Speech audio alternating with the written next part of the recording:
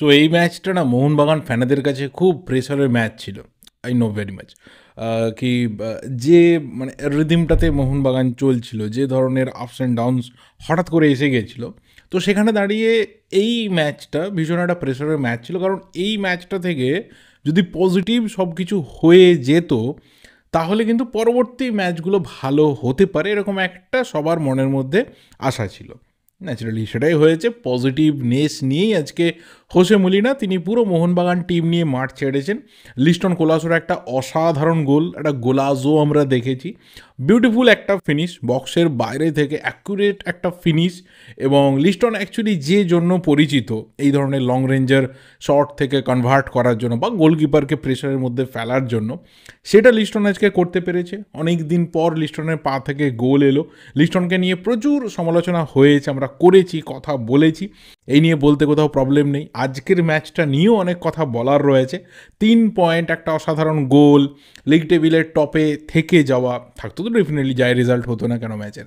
এবং অবশ্যই গোয়া পরের ম্যাচে কি করবে না করবে, তার আগে 7 পয়েন্টের একটা গ্যাপ নিয়ে নেওয়া। এবং বেঙ্গালুরু এফসি পুরোপুরি এই মুহূর্তে ডিরেল্ড, যখন সিজনের শুরুতে মনে হয়েছিল যে মোহনবাগান বেঙ্গালুরুর আবারও একটা ফাইট আমরা দেখতে চলেছি লিগ জেতার জন্য, যেটা আই লিগের টাইমে চলতো, সেটা আইএসএলেও রয়েছে জারি। না, সেটা তো হচ্ছে না, কারণ লিগ যখন শুরু হচ্ছিল তখন মোহনবাগান বেঙ্গালুরুর মধ্যে ফাইট ছিল। আর লিগ যখন শেষের রাস্তাতে রয়েছে, যখন লাস্ট ল্যাপে ঢুকে গেছি আমরা, তখন দেখা যাচ্ছে যে মোহনবাগানের সাথে কিন্তু গোয়ার ফাইট রয়েছে। যাই হোক, পুরো ম্যাচটা নিয়ে কথা বলতে হবে, কারণ অনেক খামতি থেকে গেছে আজকে ম্যাচটার মধ্যে। কেউই বলতে পারবে না যে পুরো 90 মিনিটস মোহনবাগান দাপিয়ে খেলেছে। মোহনবাগান 3 পয়েন্টের জন্য সব রকম চেষ্টা করেছে। মলিনার হাতে যা অস্ত্র ছিল তিনি পুরোটা ছুঁড়ে দিয়েছেন। তিনি সর্বতভাবে চেষ্টা করেছেন যে এই ম্যাচটা থেকে 3 পয়েন্ট যেভাবেই হোক নিয়ে আসতে হবে। ডেফিনেটলি বলবো না, কারণ ফার্স্ট হাফটা ছিল পুরোপুরি অফুল, সিরিয়াসলি বলছি।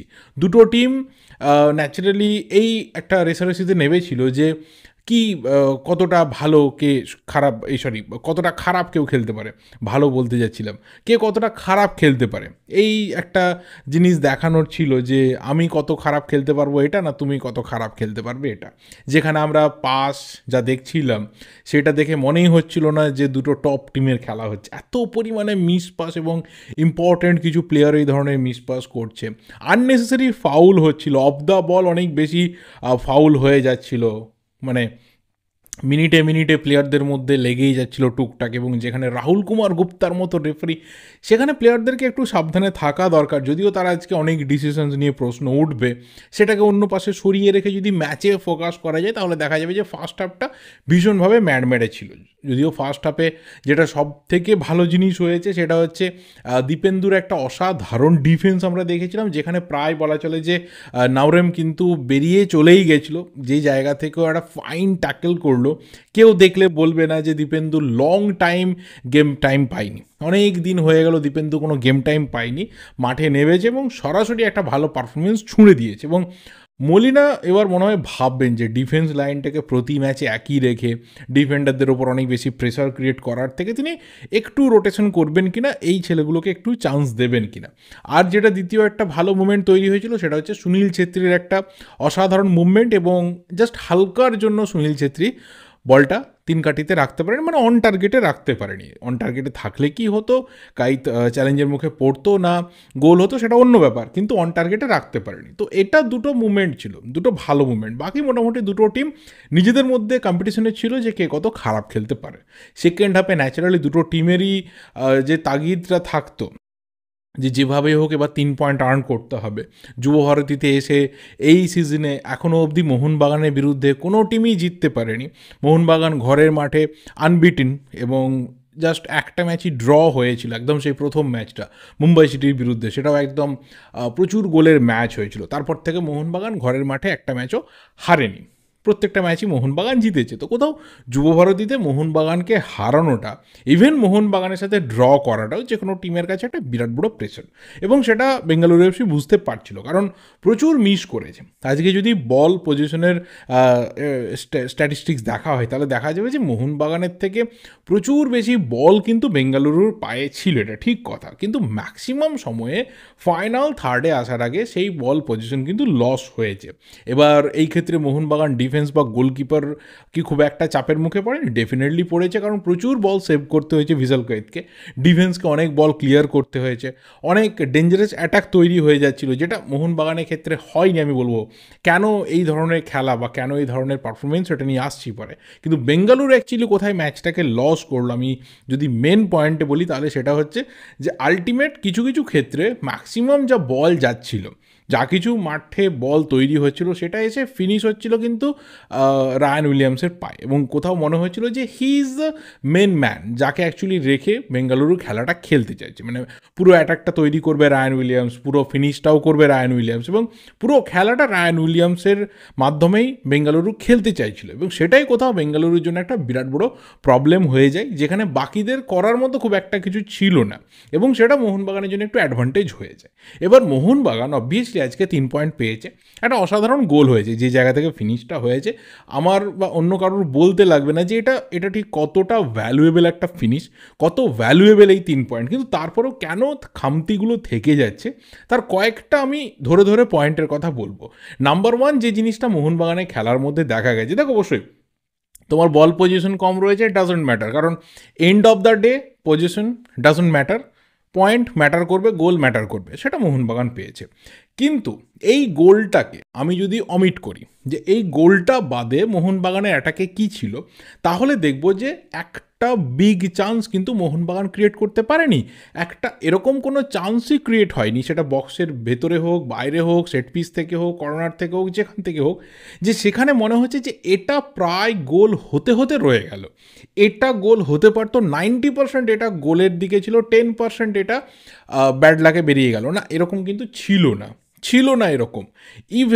ইভেন ম্যাক্সিমাম ক্ষেত্রে যে বল ক্রস উড়ে আসছিল, যেভাবে উইং থেকে বল উড়ে আসছিল, সেগুলো এতটাই পুয়ারলি বেঙ্গালুরুর বক্সে পড়ছিল যে ওদের ডিফেন্ডারদের ক্ষেত্রে সেটা ক্লিয়ার করা খুব একটা চাপের না। আজকে এটা মাথায় রাখা দরকার যে বেঙ্গালুরু কিন্তু অল ইন্ডিয়ান ডিফেন্স লাইন নিয়ে নেমেছিল, সেখানে রাহুল ভেকে আর চিংলেন সানা যেভাবে সেন্টার ব্যাকের পজিশনটা সামলেছে, অন্ততপক্ষে বক্সের মধ্যে সেইভাবে ম্যাকলারেন, গ্রেগ স্টুয়ার্ট, যারা প্রত্যেকেই বল পেয়েছে, এরকম না যে বল পায়নি, কিন্তু বলটা পাওয়ার পরে যে প্রপার টার্গেটে রাখা বা ফিনিশ করার মতো সিচুয়েশন তৈরি করা, এটা কিন্তু হয়নি। এর দুটো রিজন, 1 নম্বর হচ্ছে যে ভীষণভাবে ল্যাক অফ কমিউনিকেশন ছিল। আমি একটা ইনসিডেন্টের কথা বলতে পারি, যেখানে হয়তো ম্যাকলারেন একটু যদি দেখতো যে গ্রেগ স্টুয়ার্ট ঠিক কতটা রান নিয়ে এসেছে, ঠিক কতটা পজিশন কাভার করতে পেরেছে, তাহলে বোধহয় ওখানে গ্রেগ স্টুয়ার্টকে আরও বেটার একটা বল দিতে পারতো। কিন্তু তার আগে দেখা গেলো যে অনেক আগে বলটাকেও রিলিজ করলো, এবং গ্রেগ স্টুয়ার্ট যখন এসে মিট করলো তখন তার ফিনিশিংয়ের যে মোটামুটি পজিশনটা, সেখান থেকে 50% কিন্তু তার পজিশন এখনও বাকি রয়েছে। তো এমনভাবে বলটাতে ফিনিশ করলো, সেটা কিন্তু আর টার্গেটে গেল না। আর সেকেন্ড একটা যেটা কথা বলবো, সেটা হচ্ছে সেকেন্ড বল উইন করার ক্ষেত্রে একটা জায়গায় দেখা গেল যে বল একটা দারুণ শট হয়েছে, মনভীর সম্ভবত একটা শট, ম্যাকলারেন একটা শট নিয়েছিল, কিন্তু সেকেন্ড বল নেওয়ার ক্ষেত্রে লিস্টনের ঠিক যতটা পেছনে থাকা দরকার, লিস্টন তার থেকে ডাবল ডিস্টেন্স এগিয়েছিল। তো সেকেন্ড বল উইন করা এই ক্ষেত্রে তো অন্য কোনো প্লেয়ারের পক্ষে ওই পজিশনে এসে সম্ভব নয়। তো এইগুলো কোথাও বক্সের মধ্যে কিন্তু ল্যাক অফ কমিউনিকেশন বা কিছু কিছু ক্ষেত্রে ডিসিশন মেকিংয়ে প্রবলেম হয়েছে। আর সেকেন্ড যে জিনিসটা হয়েছে সেটা হচ্ছে পেনিট্রেশনের অভাব। দেখো অবশ্যই আমি না সামহাও কোথাও আজকের টোটাল ম্যাচটা হয়েছে, আমি খুব ডিসপারেটলি বলবো, আমি অনিরুদ্ধ থাপাকে মিস করছিলাম। আমি জানি না কতজন মিস করছিল। অনিরুদ্ধ থাপা অ্যাকচুয়ালি 3টে রোল নেয়। নাম্বার 1, আপুইয়াকে ভীষণভাবে ও কাভার করে। আপুইয়া যখন ব্লকিং রোলটাতে নেমে যায়, ও মাঝমাঠটাতে থেকে পুরো বলটা অ্যাকচুয়ালি স্ক্রিন করে যে কোথায় আসছে, কোথায় যেতে পারে, বাকি প্লেয়াররা কোথায় রয়েছে। নাম্বার 2 হচ্ছে গ্রেগ স্টুয়ার্ট এবং আপুইয়া যখন দুটো পজিশনে দুটো দিকে থাকে, মাঝখানের এই যে গ্যাপটা, এই গ্যাপটা থাপা ভীষণভাবে কাভার করে, সেই কারণে কিন্তু উইংয়ে বল প্রচুর যেত, এটা মাথায় রেখে দেখো। আর থার্ড যে জিনিসটা ও ভীষণভাবে কাভার করতো, সেটা হচ্ছে গ্রেগ স্টুয়ার্ট যখন একদম বক্সের ওপরে চলে যেত, বক্সের ভেতরে ঢুকে যেত বা উইং দিয়ে চলে যেত, থাপা কিন্তু পুরো অ্যাডভান্সিং মিডফিল্ডার, মানে অ্যাটাকিং মিডফিল্ডারের যে জোনটা রয়েছে, এই জোনটাতে ঢুকতো, এবং এখান থেকে কিন্তু প্রচুর অ্যাটাক তৈরি হতো, ছোটো ছোটো পাস এখান থেকে থাপা কিন্তু ক্রিয়েট করতো। তো থাপার অ্যাকচুয়ালি যে রোলটা, এই যে box to box midfielder, I was definitely missing him. আমি সিরিয়াসলি বলবো যে আমি খুব ডেসপারেটলি থাপাকে মিস করছিলাম। সেটা কখনোই তুমি দীপক টাংরিকে দিয়ে করতে পারো না। He is not that kind of player. Even Apuia হয়তো আজকে ম্যান অফ দ্য ম্যাচ হয়েছে, সেটাও আমি বলবো যে কিছুটা কন্ট্রোভার্সিয়াল। আমার কাছে অনেক বেশি করে ম্যান অফ দ্য ম্যাচ হওয়ার জন্য ভিজুয়াল কাইত একটা কন্টেন্ডার ছিল, কিছু কিছু ক্ষেত্রে খুব vital save. Dipendu played outstanding. Sunil ছেত্রীকে আটকে রাখা not a matter of joke, কারণ সুনীল এইবারে কিন্তু প্রচুর গোলের মধ্যে রয়েছে, প্রচুর। আমি যদি খুব ভুল না করি বোধহয় 10টা গোল হয়ে গেছে। তো যে প্লেয়ারের 10টা গোল হয়ে গেছে, লেজেন্ড একটা প্লেয়ার, তাকে একটা বাচ্চা ছেলে আটকে রাখছে, এতটা ইজি ব্যাপার ছিল না। ইভেন আমি বলবো যে আলবার্তো রড্রিগেজের কথা, যেভাবে রক সলিড ডিফেন্স করেছে, যেভাবে নোগুয়েরাকে বলে বলে কিছু কিছু ক্ষেত্রে আটকে দিয়েছে, বা রায়ান উইলিয়ামস সেইভাবে বক্সের মধ্যে ঢুকেও বিরাট কিছু করতে পারেনি, এক্ষেত্রে আলবার্তো রড্রিগেজের একটা বিরাট বড় ক্রেডিট যায়। তো কোথাও এরাও কিন্তু ম্যান অফ দ্য ম্যাচের দাবিদার হতে পারে। বাট আপুইয়া যেভাবে মাঝে মাঠটা হোল্ড করেছিল, যেভাবে কন্ট্রোল করেছে, একইভাবে পেড্রো ক্যাপো বা নোগুয়েরা যে খেলাটা খেলে, বা সুরেশও কিছু কিছু ক্ষেত্রে অ্যাডভান্সিং আছে, সেটা হয়নি। সেই ক্ষেত্রে হয়তো আপুইয়াকে বেছে নেওয়া হয়েছে। বাট এই প্লেয়াররা কিন্তু ডিফেন্সে অনেক বেশি রক সলিড ছিল। তো কোথাও মাঝ মাঠে যে বক্স টু বক্স মিডফিল্ডারের রোলটা, বা দুটো মিডফিল্ড যে জোন রয়েছে, সেই জোনটাকে কাভার করে একটা বিরাট বিরাট একটা ব্রিজ তৈরি করা, এটা কিন্তু কোথাও মিস হচ্ছিল। আর নেক্সট যে জিনিসটাতে আমি যাবো, যে কোথায় মোহনবাগানের এই খেলা কিছু কিছু খামতি রেখে গেল, সেটা হচ্ছে পুয়ার ফিনিশিং। আমি সিরিয়াসলি বলছি, যে টিমে তোমার ম্যাকলারেনের মতো প্লেয়ার রয়েছে, যে টিমে বেঞ্চে কামিংস রয়েছে, পেত্রাতস রয়েছে, গ্রেগ স্টুয়ার্টের মতো প্লেয়ার রয়েছে, মনভীরের মতো ভালো ফিনিশার রয়েছে, লিস্টন গোল করেছে, স্টিল আমি লিস্টনের নাম নেবো, এত বেশি পরিমাণে ফিনিশার রয়েছে, স্ট্রাইকার্স রয়েছে, মানে এরা লটস অফ গোল তো করেছে মোহনবাগান জার্সিতে বা অন্যান্য টিমে, বাট তারপরেও যে ধরনের পুয়ার ফিনিশিং দেখা গেছে, এটা কিন্তু কখনোই মোহনবাগানের সাথে যাচ্ছে না। আমি কখনোই বলছি না যে এই প্রবলেমগুলোর জন্য মোহনবাগান দেখো বিরাট সাফার করছে, মোহনবাগান উঠতে পারছে না, মোহনবাগান পারছে না, না এটা না। বাট কোথাও তুমি যখন টপ পজিশন টিমের মানে প্লেয়ার, তখন তোমার থেকে না এক্সপেকটেশনটাও সেই লেভেলের হাই থাকবে। অবভিয়াসলি কেউ বলবে যে দেখো এখানে স্কেডিউল অনেক বেশি চাপের রয়েছে, ব্যাক টু ব্যাক এত ম্যাচ খেলতে হচ্ছে, up down journey, but still you are playing for Mohun Bagan, you are playing for the champion team of last year. তো সেখানে তোমার থেকে এক্সপেকটেশন কিন্তু অনেক বেশি হাই, অনেক বেশি হয়। তো সেই এক্সপেকটেশনের লেভেলটা যখন মানুষের বেড়ে যায়, তখন কিন্তু ডেলিভারির যে একটা আর্জেন্সি রয়েছে, যে কোথাও একটা ডেডিকেশন রয়েছে, সেটাও কিন্তু একটা প্লেয়ারকে শো করতে হয়। কিছু কিছু ক্ষেত্রে আমি বলবো যে সেটা আমি আমি আমি ডেফিনেটলি মিস করছিলাম। যে কখনো কখনো মনে হচ্ছিলো যে এই খেলাটা কেমন একটা গা ছাড়া খেলা হচ্ছে, সেইভাবে সেই ফুটবলটা হচ্ছে না, যেটা অ্যাকচুয়ালি মোহনবাগানের থেকে সবার দেখার ইচ্ছে থাকে, সেই জিনিসটা হচ্ছে না। একটা টপ টিম, একটা চ্যাম্পিয়ন টিম, একটা টিম যারা লিগ শিল্ডকে ডিফেন্ড করার ফাইটে রয়েছে, অ্যান্ড তারা কোথাও ডমিনেশন করছে, এরকম না যে লিগে খুব খুঁড়িয়ে খুঁড়িয়ে কোনো রকমে ফার্স্ট পজিশনটা ধরে রেখেছে, খুব আপ ডাউন অবস্থা, লং টাইম ধরে টপ পজিশনে রয়েছে, কেউ এসে ধাক্কা মেরেও হিলিয়ে দিতে পারছে না। তাদের থেকে আলটিমেট যে মাঠের ফুটবলটা, এটা অনেক অনেক বেটার আমরা এক্সপেক্ট করি। তো সেই এক্সপেকটেশন থেকে হয়তো আমি বলবো যে কিছুটা একটু ডাউন লেগেছে। বাট স্টিল একটা টিম যখন দিনের শেষে রেজিলিয়েন্স শো করতে পারছে, যে কোনো player hero of the match হয়ে যাচ্ছে, যে কোনো প্লেয়ার ম্যাচ বার করতে পারছে, এটাও তার একটা বিরাট বড় ক্রেডিট। তার স্ট্রেংথের ক্রেডিট, তার বেঞ্চের ক্রেডিট, তার ট্রেনিং, তার বিভিন্ন সেশন কাটানো এক্সপিরিয়েন্স, সব কিছু ক্রেডিট, যে আলটিমেট কেউ না কেউ এসে কোনো না কোনো দিন ম্যাচ বার করে দিচ্ছে। This is ultimately a team game also. আর একটা জিনিস আমি এখানে মেনশন করতে চাই, সেটা হচ্ছে কোচের ভূমিকা। হয়তো খুব বড় করে বলার কিছু না, বাট আমার মনে হয় দুটো জিনিস আমি ভীষণভাবে দেখতে চাইছিলাম, যে যখন কিছু কিছু ক্ষেত্রে প্ল্যান এ কাজে লাগছে না, তখন কেন প্ল্যান বিতে কুইকলি হোসে মলিনা সুইচ করছেন না, আমি সিরিয়াসলি বুঝতে পারছিলাম না। সেখানে হয়তো অনেক আগে সাহাল আব্দুল সামাদকে মাঠে দরকার ছিল, কারণ ওই যে কোথাও একটা বড় রোল নেওয়া, একটা গ্যাপ যখন তৈরি হচ্ছে, সেই গ্যাপটাতে অনেক বেশি করে বল কন্ট্রোলের যে রোলটা, আমার মনে হয় সাহাল আব্দুল সামাদকে অনেক আগে দরকার ছিল।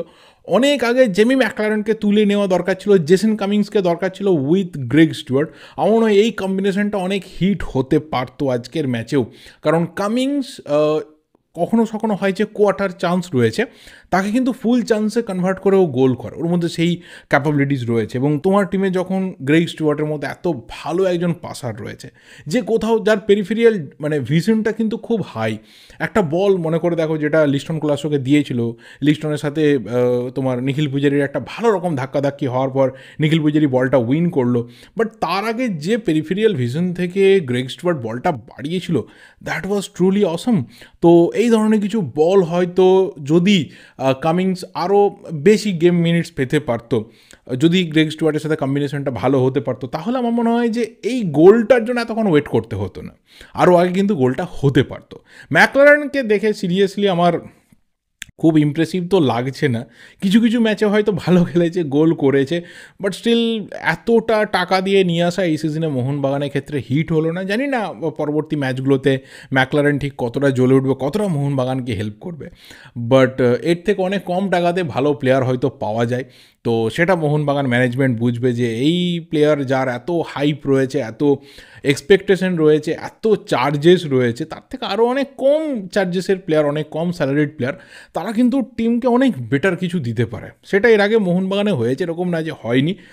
সেই জায়গাটাতে এবার ফোকাস করা দরকার। তো আমার কিছু কিছু সময় মনে হচ্ছে যে ম্যাকলারেনকে মোহনবাগান মানে যেন বয়ে নিয়ে বেড়াচ্ছে। আমি আবার বলছি যে নেক্সট যে ম্যাচগুলো রয়েছে সেখানে হয়তো ম্যাকলারেন প্রতি ম্যাচে গোল করলো, কেউ এসে আমাকে দুটো গালাগাল দিয়ে গেল, বাট সিরিয়াসলি বলছি এতদিন অবধি যা ম্যাচ দেখলাম সেখানে ম্যাকলারেনকে নিয়ে অ্যাটলিস্ট মোহনবাগান ফ্যান্সরা বোধ হয় আশা হতো, কারণ একটা প্লেয়ার যে অস্ট্রেলিয়ান লিগের অল টাইম টপ স্কোরার, যে বলে বলে গোল্ডেন বুট জিততো, ওই লেভেলে ফুটবলটা খেলতো, যেখানে আরও অনেক ট্যালেন্টেড ফুটবলার রয়েছে, আরও অনেক স্কিলফুল প্লেয়ার রয়েছে, আরও হাইফাই টিম তারা, সেখান থেকে এখানে এসে এতটা ডাউনগ্রেড, আমি জানি না হোয়াটস দ্য রিজন, বাট কোথাও তাকে দেখে মোহনবাগান ফ্যান্সরা হয়তো আশা হতো।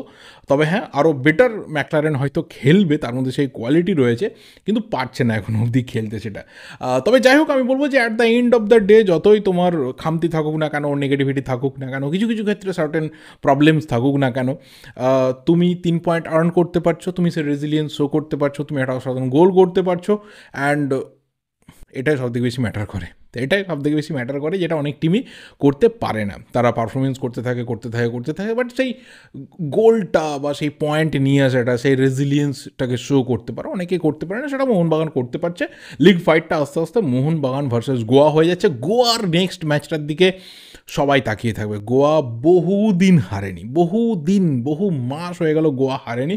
লাস্ট কবে হেরেছিল বোধহয় গোয়া ফ্যান্সরাও ভুলে গেছে, আমিও মনে করতে পারছি না, মাস 3 হয়ে যাবে বোধহয়, এরকমই কিছু একটা টাইমিং। তো তার মাঝে হারেনি, 4খানা ড্র করেছে তার মাঝখানে, এবং প্রত্যেকটা উইনিং পজিশন থেকে ড্র করেছে, মানে 8 পয়েন্ট ওরা উইনিং পজিশন থেকে লস করেছে।